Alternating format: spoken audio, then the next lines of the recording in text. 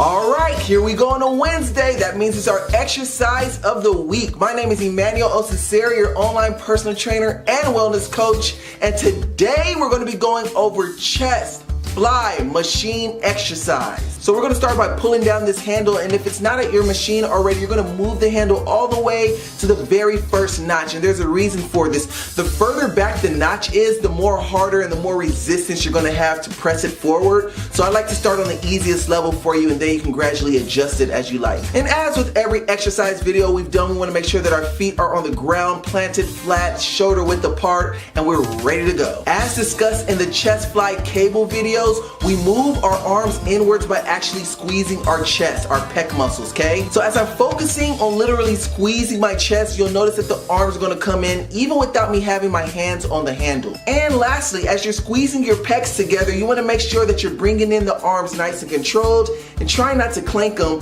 and then you're gonna bring it back out nice and controlled. And guys, that's it. You now know how to properly use and set up a chest fly machine. Guys, as always, I had a blast making this video for you guys. Don't forget to hit that like button, leave a comment, tap that subscribe button, and let's do this again sometime.